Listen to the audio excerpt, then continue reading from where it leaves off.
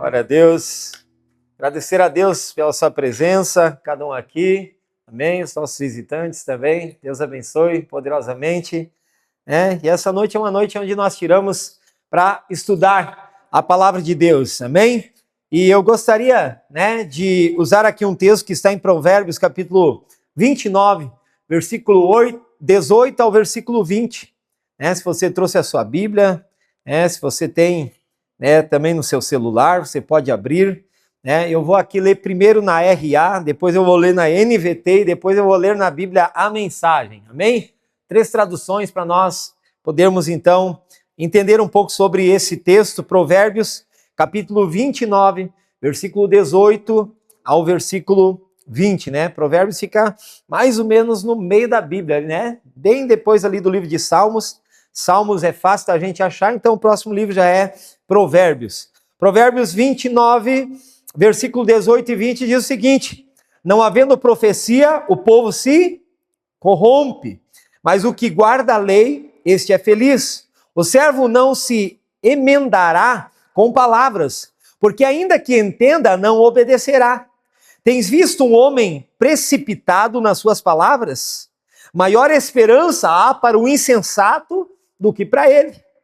Agora na NVT eu vou ler o mesmo texto. Diz assim, o povo que não aceita a orientação divina se corrompe, mas o que obedece à lei é feliz. Para corrigir o servo é preciso mais do que palavras. Antes que ele as entenda, não obedecerá. Há mais esperança para o tolo que para alguém que fala sem pensar. E na Bíblia há a mensagem, então trazendo para uma linguagem ainda um pouco mais contemporânea, vai dizer o seguinte: quando as pessoas não conseguem ver o que Deus está fazendo, elas tropeçam em si mesmas. Mas quando atentam para o que Ele revela, são as mais abençoadas. É preciso mais do que conversas para manter os trabalhadores na linha. Metas, palavras entram por um ouvido e saem pelo outro. Observe as pessoas que sempre falam antes de pensar. Até o insensato se sai melhor do que elas.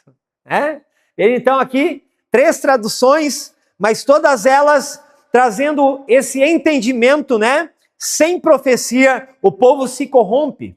E profecia aqui é uma palavra, hebraica, que significa shazon, E shazon, gente, ela vem trazendo mais visão do que profecia. Então, quando nós lemos esse texto, eu creio que melhor do que dizer sem profecia o povo se corrompe, é melhor nós dizermos sem visão o povo se corrompe. E o que é visão, gente? Visão é quando realmente nós temos uma meta específica a ser alcançada. Aquela pessoa que tem visão, ela é uma pessoa que recebeu uma revelação de Deus. Por isso, nesse texto aqui fala sobre profecia. Se você recebe uma palavra profética, se você recebe uma indicativa profética, você então já tem um caminho a ser trilhado. Eu sempre gosto, quando eu falo de visão, falar sobre José, José foi um homem de visão. Quando ele tem o sonho e ele recebe a visão de Deus, então ele entende qual é a forma que ele vai ter que se comportar para que ele alcance o governo, O governo está na forma que ele caminhará na visão que Deus lhe deu. Então a gente vai ver que em toda a caminhada de José existem vários obstáculos. A nossa vida também é uma vida onde se levanta no meio da nossa caminhada de fé muitos obstáculos. Mas se nós tivermos uma visão correta, da onde nós queremos chegar, nós temos certeza que nós podemos pular todos esses obstáculos em Cristo Jesus. Amém? Então essa é a nossa certeza. Se nós temos uma visão clara, nós sabemos que nós temos uma esperança e um futuro. A palavra de Deus diz lá no livro de Jeremias 29, Eu sei que pensamento eu tenho a vosso respeito. Pensamentos de paz e não de mal, para trazer o quê? Uma esperança e um futuro. Então vocês virão a mim, clamarão, e a Bíblia diz, eu ouvirei quando me buscares de todo o vosso coração. Então existe realmente uma consequência quando nós buscamos a Deus de todo o nosso coração. É a certeza que Ele nos ouve e nos ouvindo Ele está pronto a nos dar uma visão que nos leve a ter uma esperança e um futuro. Quem não quer ter uma esperança e um futuro aqui? Né? Com certeza todos nós. Essa é a nossa busca. O maior problema dos dias de hoje são pessoas que, se você perguntar aonde você está indo, ela vai dizer, eu não sei. Né? Não existe nada pior do que você não saber aonde este caminho está te levando. E a Bíblia diz ainda, lá no livro de Provérbios, o próprio filho de Davi, Salomão, vai escrever dizendo o seguinte, existem caminhos que para o homem parece direito, mas no final são caminhos de morte. Parece bonito, parece agradável, parece que está fazendo aquilo que eu gostaria de viver, eu tenho prazer nisso, eu tenho alegria nisso, mas essas alegrias na maioria das vezes são passageiras. São caminhos que se esvão, são coisas que saem pelo meio dos nossos dedos. Muitas pessoas começam e colocam a sua segurança nas riquezas. E o próprio apóstolo Paulo vai escrever a Timóteo dizendo, olha, alerta aos ricos deste século que não coloquem a sua segurança nas riquezas, porque essas coisas se esvaem. Eu dizia ainda hoje, né, quando eu sentava à mesa, eu fui ali, né, jantar antes de vir aqui para o culto, e eu dizia para minha esposa, você sabia que há 100 anos atrás, os reis que pisaram essa terra não tiveram o mesmo conforto que nós temos aqui dentro de casa? A gente às vezes não percebe isso, gente. Fique pensando, pode ser o rei da Inglaterra, de 100 anos atrás, 150 anos atrás. Vocês acham que ele tinha o conforto que nós temos? Chuveiro elétrico, banho quente, né? Nem banheiro não tinha. Ar-condicionado na sala.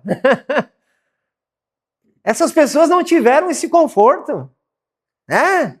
Um lençol térmico para o inverno, né? Um colchão de mola, gente, pelo amor de Deus.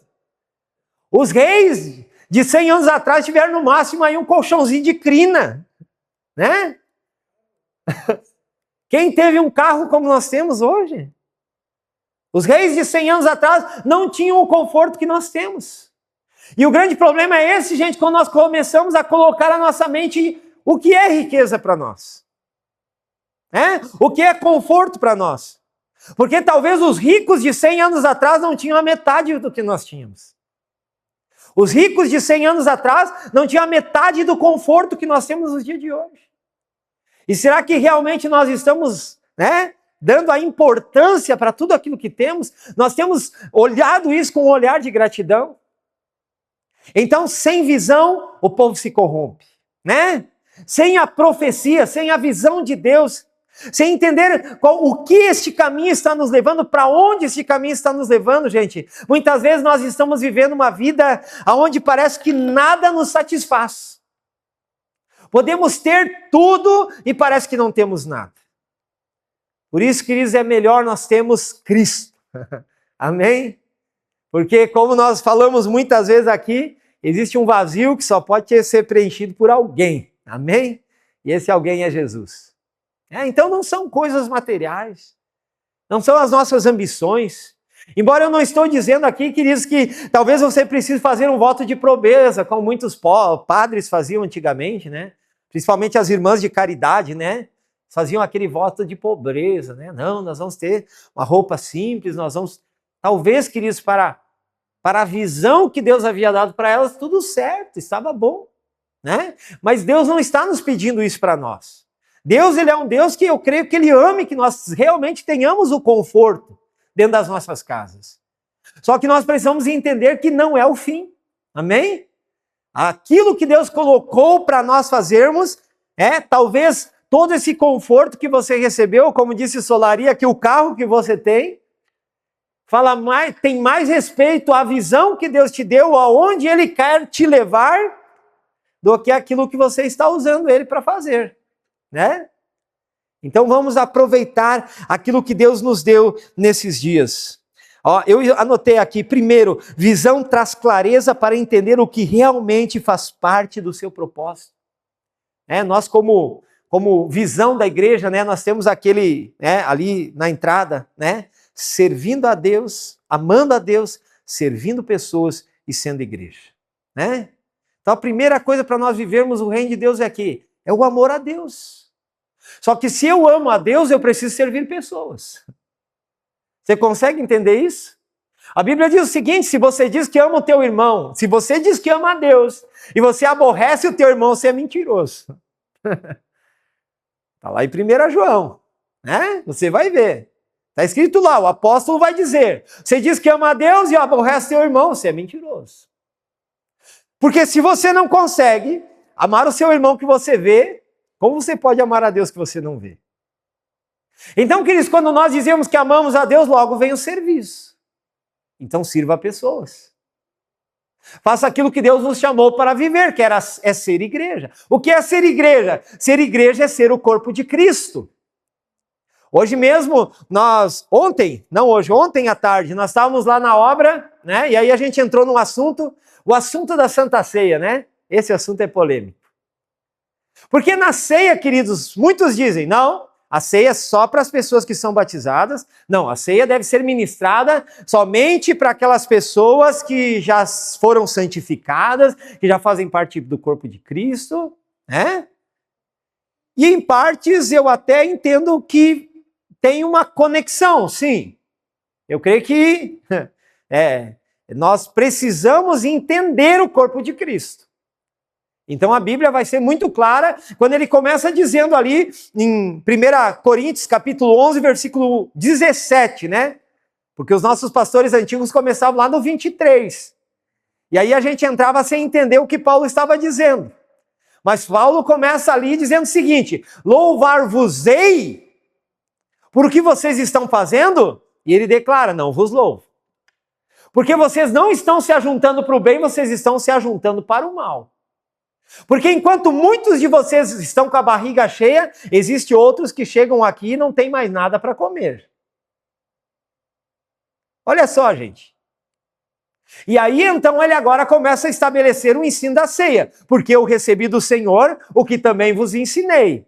Que o Senhor Jesus, na noite que foi traído, tomou o pão, tendo dado graça, partiu, disse, tomai, comei, esse é o meu corpo que é dado por vós, fazei isso todas as vezes que comerdes em memória de mim. Semelhantemente, também, depois de haver ceado, ele pegou o cálice e disse, esse cálice é o novo mandamento do meu sangue, fazei isso todas as vezes que beberdes em memória de mim. Porque todas as vezes que comerdes este pão e beberdes este cálice, anunciai a morte do Senhor até que ele venha. E aí ele diz o seguinte, examine-se, pois, o homem a si mesmo, e aí coma do pão e beba do cálice. Porque quem come e bebe, sem discernir o corpo do Senhor, come e bebe maldição para si próprio. Por isso existe no meio de vocês muitos fracos, doentes e muitos os que já estão mortos. Porque se vos julgássemos a vós mesmos, não precisariam ser julgados pelo mundo. Vocês estão lendo lá? É isso que está escrito? Mas qual é o ensino da ceia, então, queridos? É discernir o corpo de Cristo. O que me torna... o que me torna uma pessoa indigna de participar da ceia? Não entender o corpo de Cristo. Ah, pastor, o corpo de Cristo é este cálice, o corpo de Cristo é esse pedaço de pão? Não. O corpo de Cristo é a hóstia que nos é ministrada e é colocado dentro da boca lá na igreja católica? Não. Mas o que é o corpo de Cristo? O corpo de Cristo é eu e você. A palavra de Deus diz que mesmo nós sendo muitos, somos um só corpo em Cristo Jesus. E qual é o contexto desse texto? O contexto desse texto é uma igreja que era feita por escravos e livres. Né? Eu já ensinei sobre isso aqui, mas eu acho que é importante a gente ressaltar isso. Aí você imagina, né? Vamos pegar um nome aleatório, né? Se esse é o teu nome, né? Não fique chocado, né? Vamos pegar um nome aleatório, Rafael, né? Então eu sou um dono de escravos e eu tenho o Rafael, que é o meu escravo. Só que o Rafael se converteu ao evangelho. Então, o Rafael, embora ele seja meu servo, ou seja, na época da escravidão, porque esse texto foi escrito quando ainda havia escravidão, embora ele seja o meu escravo, embora eu, no papel, eu sou dono dessa pessoa, porque era assim que funcionava a escravatura, embora eu seja dono dessa pessoa, como ele se converteu ao evangelho, agora na igreja eu não sou dono. Na igreja eu sou irmão dele. E na igreja, ele faz parte do corpo de Cristo. Veja que paradigma, queridos. Veja que coisa, né, maravilhosa, né? Porque graças a Deus foi embora a escravidão. Mas que paradigma para aquele momento, para aquela sociedade. Então o que Paulo está dizendo? Vocês, senhores, levam a ceia para a igreja, porque na época não era a igreja que dava o cálice nem o pão, diferente de hoje. Na época eram as próprias pessoas que levavam o vinho e levavam o pão asmo, né? Então levavam até a festa ágape, que era chamada, que era uma festa de comunhão. A ceia é uma festa de comunhão. Então os senhores iam, levavam os mantimentos para a ceia. Só que aí o que acontecia? Os escravos precisavam terminar o serviço. E aí, se os escravos não terminassem o serviço, eles não podiam vir para a ceia. E quando os escravos chegavam, depois do horário do trabalho, os seus senhores já haviam comido tudo. É isso que Paulo está escrevendo. E por isso Paulo escreve, quando vocês forem participar, esperem uns pelos... Por quê? Porque a ponto de muitos de vocês, quando eles chegam, vocês já estão bêbados. E já comeram tudo. E quando os escravos chegam, agora não tem mais o que eles comerem. E eles passam fome na ceia. E aí é sobre isso que Paulo está dizendo. Vocês precisam discernir o corpo do Senhor. Vocês precisam entender que embora vocês sejam senhores deles, na igreja eles são irmãos. E aí fique imaginando, queridos, um escravo poderia pegar do vinho do seu senhor e do pão do seu senhor e levar para a ceia? Não, porque ele não era dono de nada. Então quem que tinha que levar? Era o seu senhor. Só que o seu senhor deveria repartir. E aí a turma já tinha comido tudo. Então é isso que nós estamos falando, Cris, porque esse paradigma nós vivemos até os dias de hoje. Pessoas que dizem que amam a Deus, mas não estão dispostas a servir o seu irmão. Pessoas que dizem que se converteram ao Evangelho, mas que não entendem que um dos frutos do Espírito é amor. Então por que eu faço boas obras? Para ir para o céu, pastor? Não. Porque não é por boas obras que nós vamos para o céu. A Bíblia diz que nós vamos para o céu é pela graça. Aleluia. Por que eu sou salvo, pastor? É pela graça. Não tem nada a ver com você, tem tudo a ver com Jesus. Jesus pagou o preço para que você tivesse livre acesso. Amém? Mas então por que eu tenho que fazer boas obras? Aí Paulo explica. Não é por obras para que ninguém se glorie. Mas ninguém se lembra de ler o próximo versículo. Que aí Paulo vai dizer... Porém, somos feituras suas, criados em Cristo Jesus para boas obras. Pronto. Por que eu faço boa obra? Porque isso faz parte da minha nova natureza. Amém? Aquele que está em Cristo é uma nova criação. As coisas velhas se passaram, tudo se fez novo. Então, por que eu pratico boas obras? Porque eu sou. Amém? Então eu me tornei em Cristo Jesus um filho amado e por isso agora eu pratico boas obras. Mas eu não pratico para ser salvo, eu pratico porque faz parte da minha nova natureza. Por que eu amo a Deus? Por que eu sirvo o irmão? Por que o Moacir vem todas as quartas-feiras e todos os domingos aqui servir vocês através da música? Por que o Miqueias vem? Por que outros irmãos vêm? Por que os pastores fazem isso? Por que visitamos os hospitais? Por que que nós vamos e fizemos os velórios? Por que que nós abraçamos os doentes? Para ir para o céu, pastor. Não! O céu já está garantido, queridos.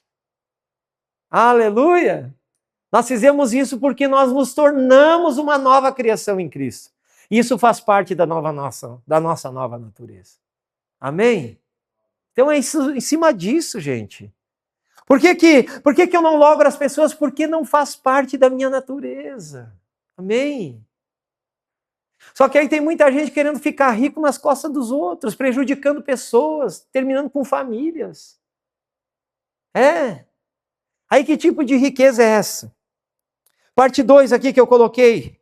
Distrações nos atrasam ou nos roubam o desfrute. Né? Quantas pessoas, gente, estão distraídas nos dias de hoje? Nós temos uma visão. Aonde nós estamos indo? Essa visão, às vezes, é muito clara para muitos de nós. Só que aí vem as distrações. E eu escolho, ou fico distraído com essas coisas, ou realmente, eu coloco o norte e vou. Hoje nós estamos com um grande problema social, né? E esse problema está na palma da sua mão. Quantos de nós está aqui o dia inteiro, ó? Né? Podendo produzir muita coisa, podendo criar tantas outras coisas, e nós estamos distraídos assim, rolando figurinha para cima. Então nós precisamos entender o que realmente, gente, faz parte do nosso chamado, né? Eu ver o Jonas rolando figurinha para cima, eu até compreendo, amém? Porque ele trabalha com marketing, né? Mas também não faz, olha aí, ó. Ele, na verdade, vai se importar em produzir, não enrolar a figurinha, né? Então nós precisamos entender isso, gente. Né? O que faz parte do nosso chamado, o que faz parte da nossa missão? Talvez você está se distraindo, né? E não está cumprindo aquilo que Deus te chamou para fazer. Ponto 3. As adversidades são testes para avançarmos ao próximo nível. Pastor, eu estava indo bem, pastor, mas meu Deus do céu, parece que o inimigo se levantou. Qual é a novidade? Me conta uma novidade. Porque isso é natural, queridos. Se você tem uma visão, se você tem um caminho, se você sabe para onde você está indo, pegue o exemplo de José. Primeiro os irmãos jogam ele no poço. Depois ele é vendido para uma caravana de escravos. Depois ele é vendido para Potifar. Depois a mulher de Potifar se encarna nele. Aí ele vai para a cadeia. Depois da cadeia, queridos, graças a Deus, né? Aí vem a glória, porque aí ele se assenta no segundo lugar. Amém? Dentro do Egito, como governador. E aí o sonho de José, ou seja, a visão de José, a profecia que foi liberada sobre a vida dele se cumpre. Mas as adversidades vieram, queridos. Mas as adversidades foram para destruir José? Não, foi para passar ele para a próxima fase. E eu falo sobre isso, né? Primeiro, José precisava entender o que era a administração. Tem gente que quer ficar rico, mas não sabe administrar, né? Nem a mesada. Ganha 20 pila por mês e não sabe administrar. Então não sabe administrar nem a mesada. Aí o que Deus faz com José? Coloca lá dentro da casa de Potifar. O que tem dentro da casa de Potifar? Muita riqueza, queridos. Um homem muito rico, muito abastado. E aí agora José aprende a administrar a riqueza. Tava bom demais, né? Administrar a riqueza deixa para mim, que até eu sei fazer. Administrar a riqueza é fácil. Mas aí o que acontece? Não, tá fácil demais. Vem a próxima adversidade. Aí a mulher vem, faz todo aquele problema lá com José. José não cai, né, na lábia dela. Cai aonde? Cai na cadeia. Aí o que ele vai aprender na cadeia? Administrar a escassez. Aleluia.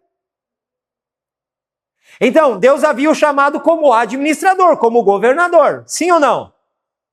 Então, o que Deus precisa fazer? Colocar ele no treinamento. Primeiro na casa de Potifar. Como é que faz para administrar a riqueza? Faz assim, faz assim, faz assim. Show de bola. E agora? Agora você vai ter que aprender a administrar a pobreza. E aí coloca ele lá contar feijãozinho, né? Lá dentro da prisão. Isso aqui é a porção do fulano, isso aqui é a porção do ciclano.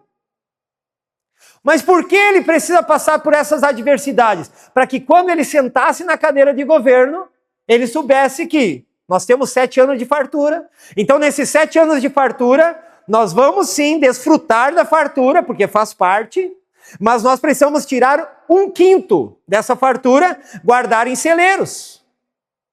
1/5 é o quê? 20%. Nós vamos tirar 20% dessa fartura, vamos guardar em celeiros, e depois vai vir 7 anos de grande pobreza.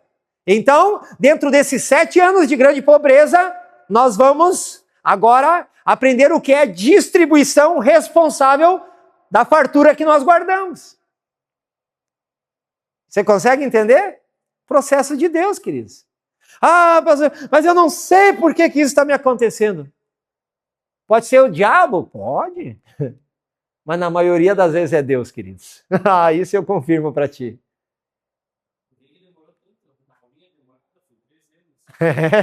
Mas eu aprendi uma coisa com o pastor Luiz Hermínio, né?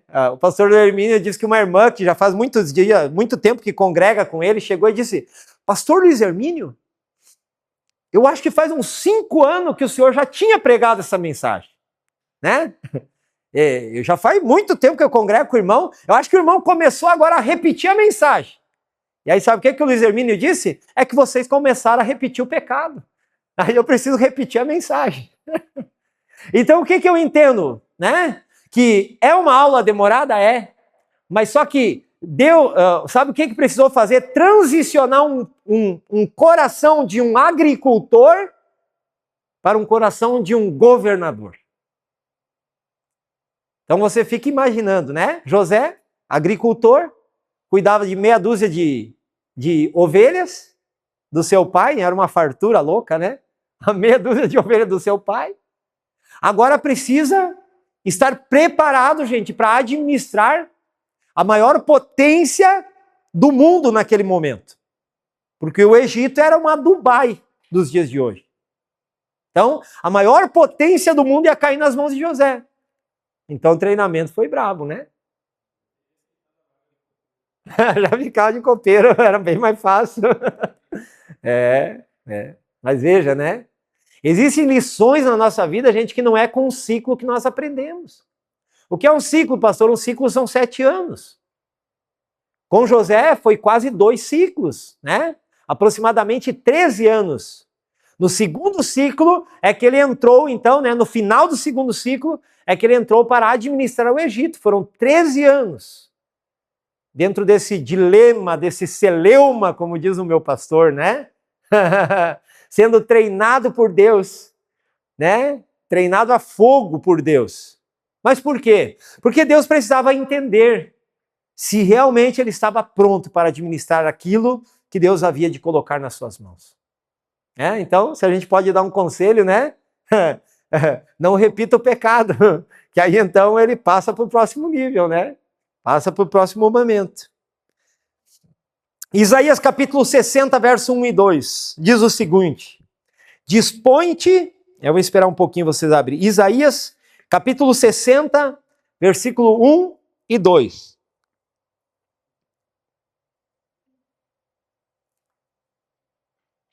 Diz o seguinte: dispõe-te e resplandece, porque vem a tua luz, e a glória do Senhor nasce sobre ti.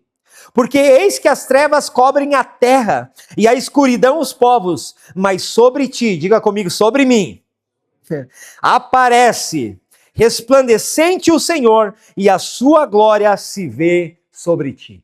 Amém? Então aqui também, queridos, um texto que vai dizer o seguinte: dispõe-te e resplandece. Primeira coisa que nós precisamos, nos dispor. Amém? Porque, queridos, existe uma coisa no meio de muitos nos dias de hoje. Existe muita gente que tem tempo, mas não tem disposição. Existem muitas pessoas que têm chamado, mas que não se dispõem a fazê-lo. Tem muita gente que quer começar algo, mas não está disposto a passar pelo processo. Então a Bíblia diz, dispõe-te e resplandece, porque já está vindo a sua luz. Mas ele vai dizer o seguinte, as trevas cobrem as terras, cobrem a terra. Mas eis que o Senhor, né, já está fazendo resplandecer sobre você. Então se você estiver disposto, porque tem muita gente disponível, mas não disposto, gente. Sabe? Não tem coisa pior do que a pessoa estar disponível, mas não disposto. Você tem disponibilidade, irmão? Eu tenho. E disposição? E eu acho que nós como líderes, né, principalmente quem exerce assim algo de liderança, nós precisamos ser as pessoas mais entusiasmadas, sabe, a começar o projeto, a se dispor a fazê-lo. E às vezes nós precisamos catar tempo, porque às vezes nós não temos disponibilidade, mas nós temos disposição. Então nós precisamos fazer que a disponibilidade aconteça. Por isso a Bíblia diz, né? Buscar em primeiro lugar o quê? O reino de Deus e a sua justiça, e as demais coisas vos serão acrescentadas. Ou seja, se você, mesmo que você não tenha disponibilidade, tenha disposição. Porque através da tua disposição, a disponibilidade vai vir. E aí então, as coisas vão acontecer. A escuridão é um sinal que a luz está chegando, né? A Bíblia diz lá no livro de Gênesis que das trevas ele fez resplandecer a luz. João, ele vai declarar isso quando ele faz a interpretação do livro de Gênesis, né? Quando ele começa lá em 1 João. Ele fala sobre isso. Foi das trevas que Deus fez resplandecer a luz. Não existe luz se não houver trevas. E nos dias de hoje, nós muitas vezes estamos nos queixando das trevas, quando Deus está esperando um coração disposto para resplandecer. Aleluia! Então que nós possamos ser essa pessoa disposta e disponível para fazer. Olha aqui o que diz, João capítulo 1, verso 5. A luz resplandece nas trevas e as trevas não prevaleceram contra ela. Amém? 1 João, né? Aqui é João mesmo, Evangelho de João. João capítulo 1, versículo 5. A luz resplandece nas trevas e as trevas não prevaleceram contra ela. Amém? Mesmo que as trevas se levantem, queridos, a luz, ela sempre vai prevalecer. Porque se você entrar em um lugar, né, aqui nessa igreja, se o Marcos apagar todas as luzes aqui, e eu tiver um celular com uma pequena lanterna, você vai enxergar a escuridão ou você vai enxergar a luz? Vai enxergar a luz. Por isso muitas pessoas dizem, pastor, parece que depois que eu fiquei crente, né, as pessoas ficam me cobrando as coisas. Sim, porque agora você é luz. Aquela conduta que você tinha antigamente não pode mais, querido. Porque antes, quando você estava jogado aí, por aí, tudo era normal, estava tudo certo. Mas agora, quando você tomou a posição em Cristo, você pode estar no meio de todas as trevas, a luz aparece. Por isso o Senhor vai dizer que nós somos o sal da terra e a luz do mundo. Amém? E a Bíblia diz que não se pega uma luz e se esconde debaixo de uma mesa. Antes se coloca em um lugar de destaque para que todos vejam. Né? Então o que Deus está buscando de nós? Que nós realmente estemos dispostos a nos colocar em um lugar de destaque. Só que esse lugar de destaque é onde nós vamos nos colocar, que ele vai chamar atenção. Amém? E aí quando você chamar atenção, entenda uma coisa, vai vir perseguição, vai vir lutas, vai vir adversidades. Mas quem ele pensa que ele é? Sou filho de Deus, queridos. Amém? E como filhos de Deus nós estamos preparados para resplandecer, para trabalhar contra as trevas, né? O Senhor usou as trevas para trazer a luz. 2 Coríntios capítulo 4, versículo 6. Porque Deus que disse, das trevas resplandecerá a luz, Ele mesmo resplandeceu em nosso coração para a iluminação do conhecimento da glória de Deus na face de Cristo. Né? Então veja só o que ele diz aqui. Ele diz que foi o próprio Deus que fez iluminar em nós o conhecimento da glória de Deus. Sabe, até o conhecimento que nós recebemos vem de Deus. Quando a Bíblia está falando de trevas e de luz, gente, a Bíblia está falando mais sobre conhecimento ou ignorância. Sabe? O que é luz? Luz é conhecimento. O que é trevas? Trevas é ignorância. Tem muita gente que não desfruta porque é ignorante.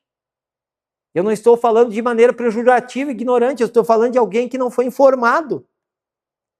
O que diz a palavra de Deus sobre o ministério da reconciliação?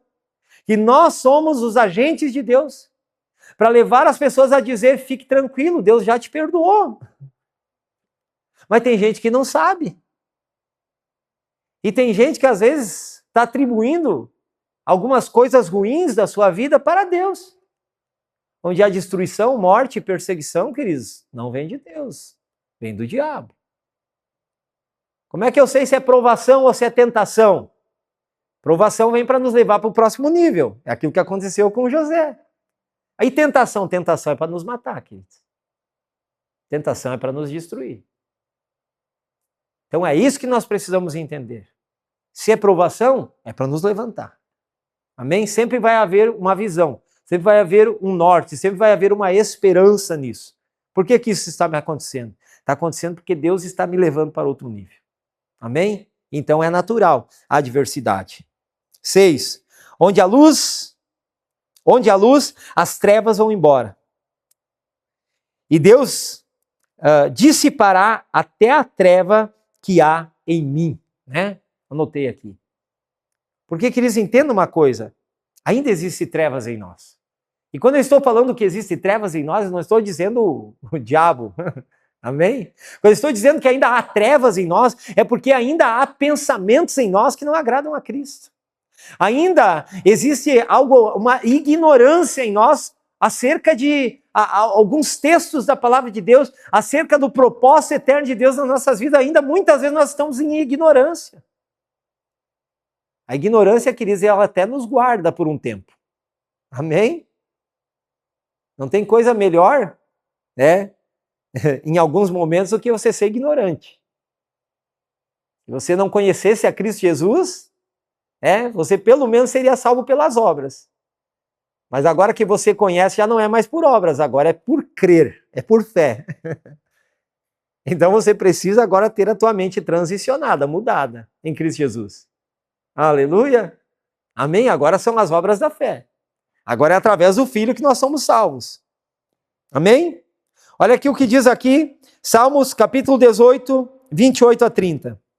Nós já vamos lá para o encerramento. Diz o seguinte: porque fazes resplandecer a minha lâmpada, o Senhor meu Deus derrama luz nas minhas trevas. Pois contigo desbarato exércitos, com o meu Deus salto muralhas. O caminho de Deus é perfeito, a palavra do Senhor é provada, ele é escudo para todos os que nele se refugiam. Gente, isso aqui precisa ser um texto rema para nós. Isso aqui precisa ser lido de manhã cedo, né? Um texto como esse. Olha só, Salmo 18, 28 a 30. Porque fazes resplandecer a minha lâmpada. O Senhor meu Deus resplandece a luz nas minhas trevas.